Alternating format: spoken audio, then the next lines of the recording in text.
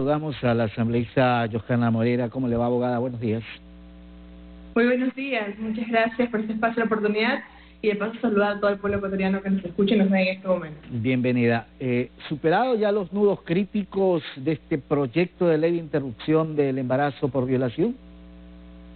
Hemos encontrado un consenso en el que permite quizás a ambas partes poder encontrarse quienes estaban en un inicio por plazos amplios o sin plazos, y obviamente quienes esperaban plazos mucho más cortos para la interrupción, sobre requisitos, poder explicar justamente la temática que busca o cuál es la finalidad de este proyecto de ley en la práctica, en la realidad del país, y sobre todo también siempre siendo respetuosos de la norma constitucional, de la objeción de conciencia.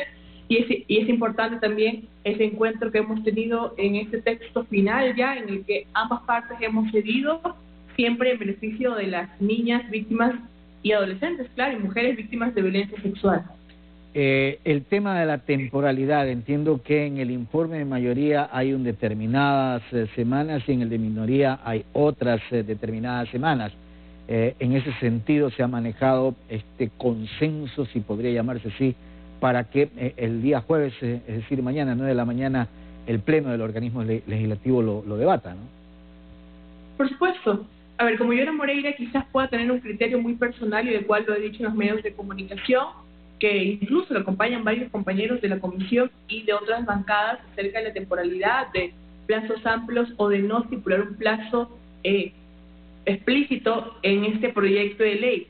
Sin embargo, como legislador y como ponente de este informe de mayoría, me corresponde tener que aprobar este informe de mayoría y sobre todo también buscar los consensos dentro de la Asamblea Nacional necesarios para no vulnerar, obviamente, o quitar la oportunidad a la mayoría de las niñas, mujeres y adolescentes de tener ese derecho a decidir y en la práctica real, y obviamente también conversar con los compañeros y acercarnos quizás en un punto medio en el que ambos podamos entender la otra parte también de los compañeros, y obviamente encontrar ese punto en el que nos permita en el temporalidad tener esos apoyos y respaldos, porque las luchas y obviamente nuestras causas al final en la asamblea terminan siendo eso, en un punto en el que podamos contar con voluntades para que se pueda aprobar este proyecto, y sobre todo también esperemos que por parte del presidente no lo vete. Ahora, temporalidad que depende de acuerdo a la edad. Nosotros hemos hecho un plazo general, que el plazo general es de 16 semanas, pero excepcionalmente, obviamente, para aquellos que tengan vulnerabilidad o doble o más vulnerabilidad, o sea, aquellos casos específicos por sus condiciones que no les permitan quizás acceder a una interrupción a las 16 semanas, que son las niñas, adolescentes de la realidad de pueblos y nacionalidades indígenas, y obviamente el apartado especial para mujeres con discapacidad mental, que ellas en la legislación actual y durante los últimos años no han tenido una temporalidad explícita, sino a través de la guía, de los manuales y protocolos médicos que se han emitido por ser ese caso especial, ¿no? Aquí hablamos de una discriminación, pero afirmativa, de aquellas que lamentablemente por sus condiciones, por obviamente la condición de vida que tienen, no pueden acceder, y que incluso está estipulado en índices del acceso a la interrupción del embarazo en qué semana lo hacen, y claro, obviamente no pasar esa delgada línea entre la viabilidad del feto y obviamente la decisión que tiene la madre a poder elegir en ese momento. Y en cuanto a los médicos, ese era el otro nudo crítico, ¿actuarán en base a? Siempre hemos respetado la objeción de conciencia personal que tienen los médicos y que es de rango constitucional, pero incluso la misma Constitución no declara esta objeción de conciencia como absoluta, sino que presenta excepcionalidad, que es cuando corre riesgo la vida del paciente, la persona que obviamente desea realizarse cualquier procedimiento médico, y por qué no en la interrupción del embarazo. Aquí tenemos obviamente que trabajar de forma institucional y coordinada, tanto con el Ministerio de Salud Pública y también con el reglamento que se puede emitir a esta ley. Y es que debe existir médicos no objetores de conciencia en absolutamente todos los centros de salud. No podemos hablar de una objeción de conciencia institucional, porque eso pone en riesgo a la víctima de violencia sexual, que tenga que estar buscando quizás en distintas provincias un personal médico o un hospital o un subcentro que sí le brinde esa posibilidad. Obviamente, la objeción de conciencia No podemos decir que en lo público soy objetor y en lo privado no lo soy. Por lo tanto, ahí también se imponen sanciones, porque lamentablemente ha existido casos como esos, ¿no? Que en el hospital no acepto atender a víctimas de violencia sexual, pero en lo privado, en mi consultorio privado, sí cobro por realizar estos procedimientos y eso no podemos permitir en nuestro país. La interrupción del embarazo no es matar una vida.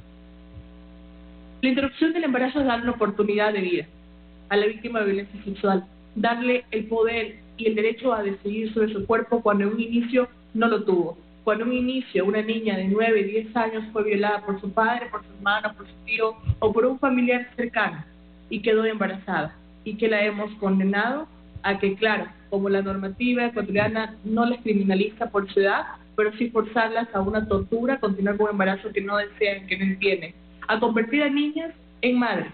Una niña de 11, 12 años no puede ser madre. Una adolescente que abusaron de ella, que la violaron, que no quiere pasar por este procedimiento, por este embarazo, obviamente, forzarla a maternidad o la clandestinidad, forzar a mujeres a que tengan que ir a lugares donde no cumplen con lo mínimo de atención de salud, que ni siquiera es un médico que realiza ese procedimiento y que muchas de las veces terminan con su vida, que terminan suicidándose, que terminan obviamente incluso muertas en la clandestinidad, en una carnicería en donde una persona te ofrece el servicio de realizarte un aborto, obviamente a cantidades súper bajas que son accesibles.